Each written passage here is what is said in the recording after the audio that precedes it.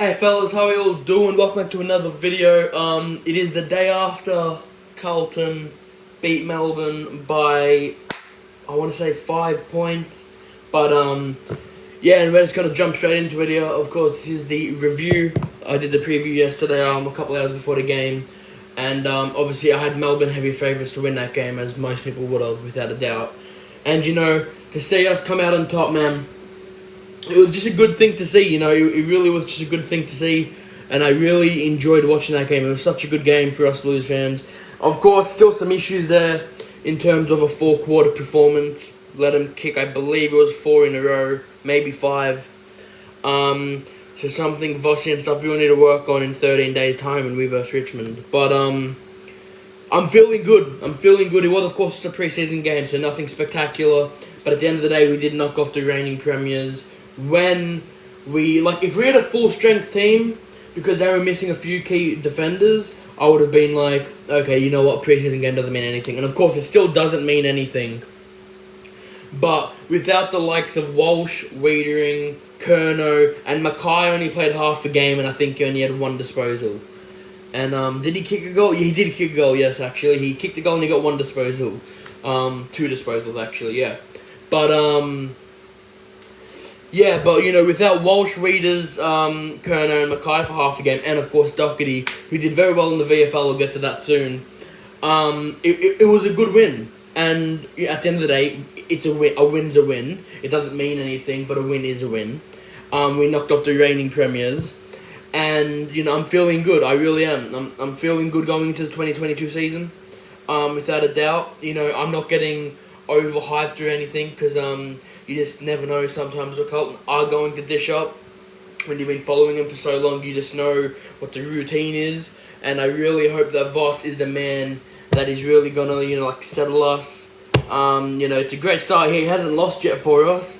They've all been practice games, but, you know, we bet St Kilda, now we bet Melbourne. He's undefeated in pre-season games. So we'll see what happens in the 2022 season. If we do go on to beat Richmond, that will be our first round 1 win since correct me if I'm wrong, I think 2012. So it's a long time coming, man. 10 years since we beat Richmond round 1, which is never a good sign, you know, because we always start the season 0-1, you know, which is also kind of a big factor to why we don't make finals. You know, starting 0-1, confidence never really gets there, and then you're stuck here in the middle, where it's like, okay, you're 0-1, must win your next game, and all of a sudden, bang, we've got Bulldogs next week. We actually have Bulldogs next round 2 of the 2022 season.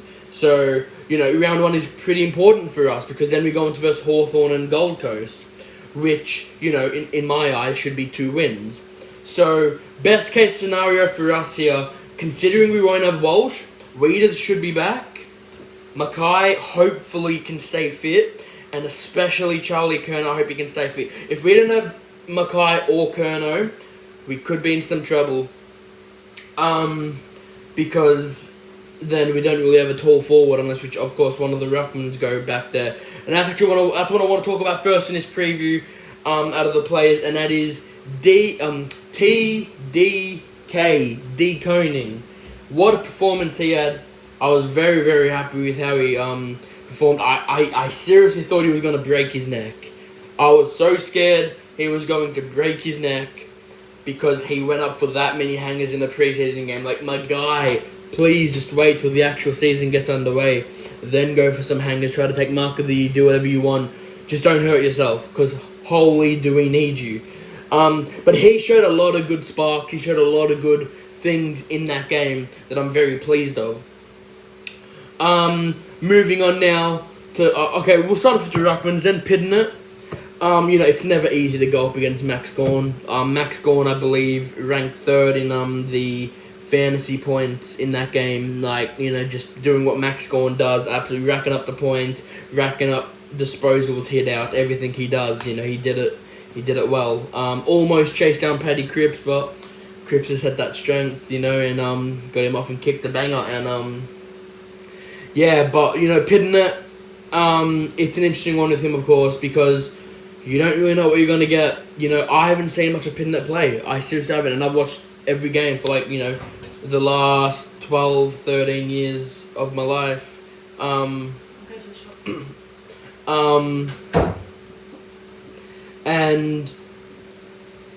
it's really tough because, you know, he's got such a big shoes to fill. When I say that, he has to compete against a Grundy, a Gorn, Nick Nat, you know, basically all ruckmans in the comp. And if I'm going to be completely honest here, completely 100% non-biased, he is one of the worst ruckmans in the comp, in my eyes. And, you know, that's coming from a passionate Carlton fan, right? I just feel like, you know, I understand we needed to get a ruckman because of Cruiser, which was so unfortunate going out round one to an ankle injury a couple of years back, or it might have even been last year, actually.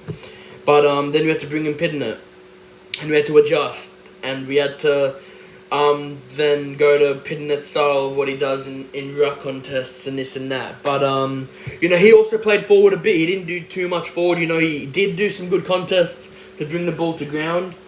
And, well, we needed either DeConning or Pidnett to be down forward because Mackay only played half a game. So the second half, he really someone had to really be back there as at least one tool, you know. But yeah, so that's my really review on the ruckmans, so called. But let's get to our defenders because they played a big part. Apart from the fact that, whoever was playing on Fritsch let him kick 6, which I'm not pleased about at all, as no Carlton fan would be. I'm not too sure who played on him, but it might have been Sard. I'm not entirely sure. Correct me in the comments if you know who played on Fritsch. But yeah, look, you know, just getting a player to kick 6 in you is never a good feeling at all. So obviously, especially from the opposite team. So it's just not what we needed. They really brought him back into the game. We were 45 points up at one stage, and we managed to scrape a win by 5 points. The thing I can say I'm very pleased about with the boys, of course, them being the reigning premiers, they would have been in that position a million times, is they slowed things down. They kicked 3 in a row. Yes, I know, it's 3 in a row, right? It's really bad. But you know what? We slowed things down. We didn't let anything affect us. We just slowed things down. Just took possessions of the ball. You know, little kicks here and there, and just really slowed things down. And then of course, they ended up kicking a few more. So that wasn't too ideal either. But yeah, look, it's something we need to work on. I'm not gonna sit here and say we played a perfect game, only because, you know, once again, 4 quarters is something apparently we still can't do. You know, I'm not gonna get too cut over it, because it is a preseason game. We didn't have Readering, which is a massive out for us in our back line, which is why I'm actually so pleased with the boys to get the job done. And also the fact that we simply just can't let 45-point leads slip just like that. It was like, when we played majority of the 4 quarters, it was legit that 5-minute period in the third quarter that completely destroyed us. Absolutely finished us, because they've gone out, you know, and they've kicked, I think it was 5 unanswered goals, actually. Might have been 3, and then they kicked 2 in the fourth. But either way, it's just not what you want to see when we're trying to build, you know, this team to, you know, make finals again, be in finals. You know, us Carlton fans, we have waited so long to see our team in finals. I remember the 2013 prelim, I wish it was a prelim, the 2013 elimination final like it was yesterday. That's just how much I want to see us in finals again. We versed Richmond, we got the job done against them. We shouldn't have even been in finals in 2013. So if you want to really scratch that away, you know, put a little asterisk next to it, then 2011 was the real last time that we actually got in the top 8, made finals. Of course, due to the Essendon scandal in 2013, we sneaked our way in, being 9th. Let's talk about our forwards. I'm Pretty impressed with our forwards, to be entirely honest. That was great. Quick shout out to Durden. Durden had a great first quarter and some of the second quarter until he unfortunately got injured. He had a bit of a sore calf, which I heard about. So I'm really hoping that's okay, because I really do believe he can be in our starting 22 without a doubt, no questions asked. He's really shown, I was like to my mates, I was like in the practice match against St Kilda, I was like, hey, this Durden, man, he can be good. And in the intra-club game too, I was like, this Durden, man, he could be a gem for us. He could be so good. He could really be that small forward we really, really need to get us going, and he really showed it against Melbourne. And I'm so pleased for him. It's just a very big shame that he got that injury. I believe it was the third quarter. But he was having a great game up until then. Of course, we'll get into the midfield a bit later on, because there's a lot to talk about there, a lot of positives to talk about there. Just quickly going back to the back line, because I didn't really talk about him too much, is that, Saad, doing what Saad does, loves going through the middle of the ground with the ball, little 1-2, and then he's just sprinting straight off. I reckon Saad had a pretty good game. I'm not complaining of anything he did. Mitch McGovern, very happy with McGovern's performance, considering it was his first official, unofficial match in the preseason. And I reckon he played great. Took some great interception marks, took some great grabs, solid kick as well, and all that. And I was very happy with McGovern's performance overall. It was just a solid performance, and I don't have really much bad to say about him at all. Zach Williams, man, did he start off that game well. Zach Williams really started that game off well, man. I'm telling you, I think he set up the first couple goals, if not the first goal, for Carlton. But, of course, he still has some things to work on. It's also a bit scary when you see your backman move up to basically the centre-half forward line and just sit there, because, if you get caught in a break, kick out the back, you could be in some trouble. So, it's definitely still a bit interesting, and I'm still a bit sceptical about it. But I don't have much bad to say about Williams either. I don't know much, but I literally do not have much bad to say about any one of our boys yesterday. It was an all-around amazing performance, and I'm so happy for the boys. Back to the forward line is something that I really did want to talk about, and that's Plowman. Now, for anyone who knows, anyone who knows me personally, again, kind of similar to Dow, I have never been a fan of Plowman, regardless of where he's finished in our best and fairest, regardless of just, what he's really done, because he hasn't done too much good for us, in my opinion. Regardless of the best and fairest, I've never been a fan of Plowman. Obviously, in the back line, especially after, I believe it was round 3, when the goal, we kicked 6 on him. That really annoyed me. Really, really annoyed me, and I was not impressed whatsoever. And to see him in the forward line was different. It was different, but I didn't mind the idea by Voss. It's like McGovern, forward line, he's in the back line now. Now Plowman, back line, he's in the forward line now. I don't know how long Plowman's going to stay for. I believe McGovern's almost permanent now. I think he is. I think McGovern's going to be permanent in the back line. I mean, you know what, man? If that's where he wants to play, let him play there. He seems to be enjoying it. So, just let him do him. And now back to Plowman. It's interesting because he doesn't have a good kick at goal. As we saw after the siren there, when he had a set shot, almost managed to kick it on the full, but scraped it behind. He did some good things though, man. He took some good marks inside 50 to really slow things up. Especially with 40 seconds left, took that mark, and then all of a sudden, bang, just rinsed all the rest of the time off the clock. So it's going to be interesting to see where things go with that, because I'm not too sure how things will pan out with Plowman in the forward line, unless he legit gets a kicking coach who can legit instruct him to just kick the big sticks, because right now, that's not what we need in the forward line. More forward line players always outstanding. I was so pleased with how Owies performed.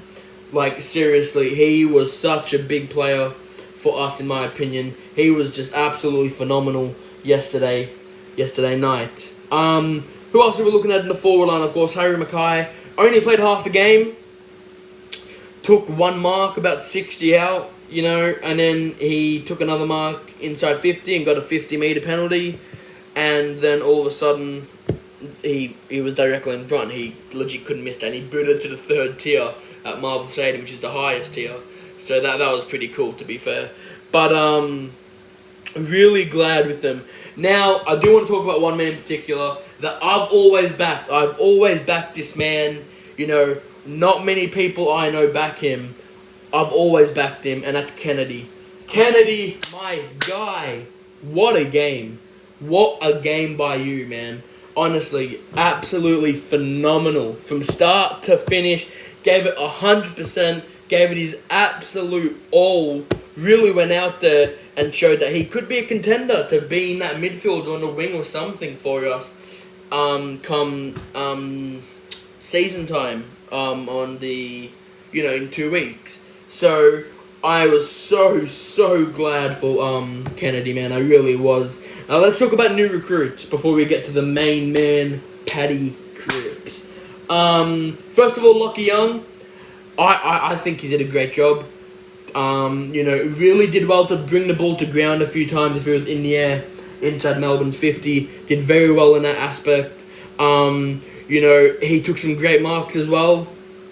He slowed down the play pretty well. So I've got nothing bad to say about Lockie Young, like any of these players. But, I feel like Lockie Young could potentially fill Jones's shoes. And, it's not easy because Jones was, I believe, the number 1 ranked in the comp, at least last year or something, for one-on-one contests. And now he's gone. Obviously due to not wanting to get the vaccine, etc., etc. But we've got Lockie Young, and he, I believe, is an absolute beauty of a signing for us because, well, 1, we needed it, and 2, he really showed that he can, hang with the big boys down back there. So I was really pleased with how Lockie Young played. Now let's get to Chera next. I love Chera's performance, man. That was unbelievable. He racked up quite a few disposals. I was so glad with how Chera performed. The little 1-2s combined well with Hewitt, the other new recruit I'll get into in a second, combined well with Cripps.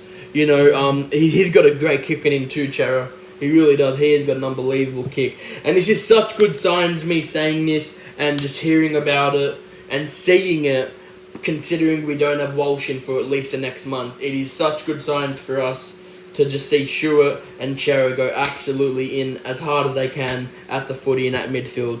Now, talking about Hewitt, he is, apart from Cripps, of course, he's probably second up for my man of the match. Because he performed unbelievably well. He got the very first centre clearance in the game. As soon as the bounce got underway, tap went down, bang, Hewitt banged it inside 50. And he had, I believe, it was close to about 33 touches, I believe, something along those lines, but he had over 30. And I was just so proud of him.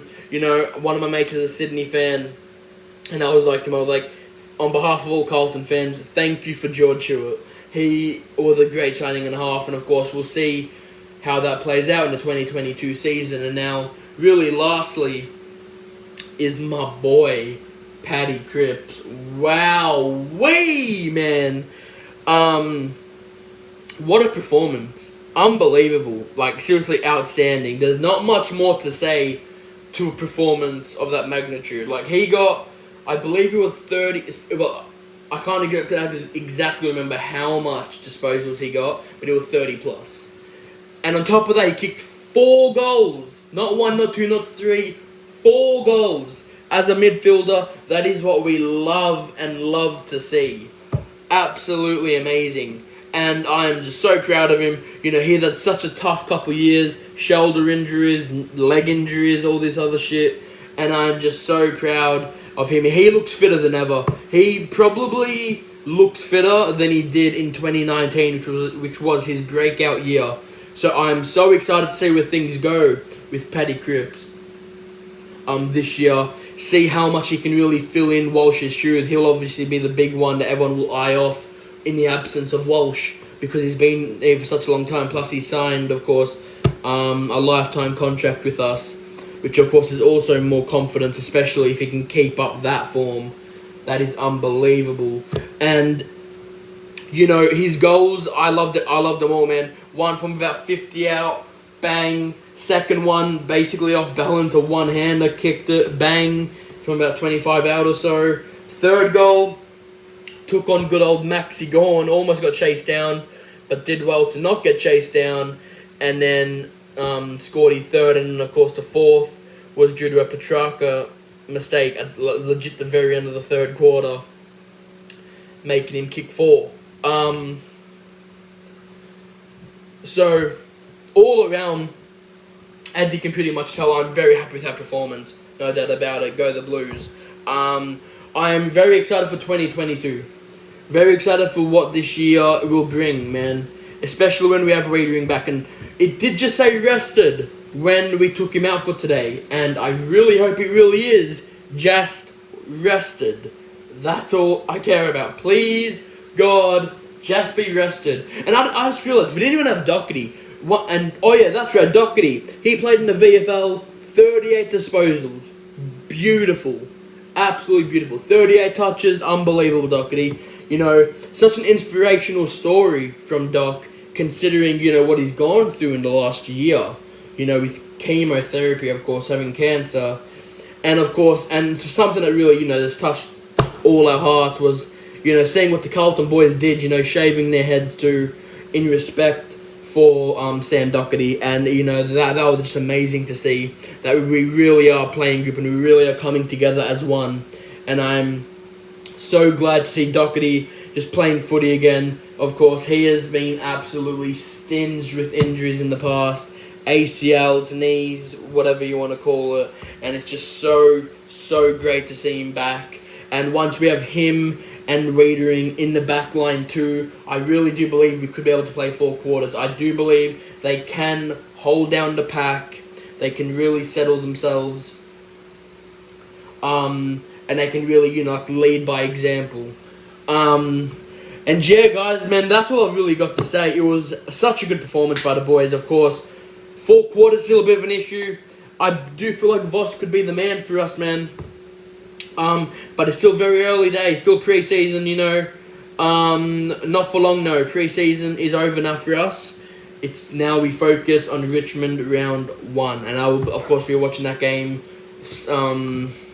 slowly to see exactly how Richmond play and what they're going to be like going into 2022 as well. But guys, I'm probably going to leave it there. I really hope you guys enjoyed. If you're a Carlton fan, leave a comment. Let me know what you thought of the performance. If you're just a fan in general, you know, let me know if your team's going to win, you know, who you go for. I'd love to know who my subscribers actually go for in the footy, you know. And of course, guys, starting round 1, there will be a lot of watch-alongs coming.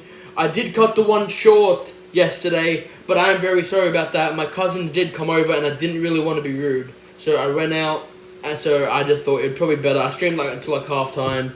I was like, it's probably better if I just go out, you know, and I just really hope I don't have any disruptions. But trust me, if I do have disruptions next time, I'll make sure I just don't do a watch-along for that game, because I'm going to make sure that I stay committed. A lot of content on its way, man. Reviews and previews I'm going to aim for every single week.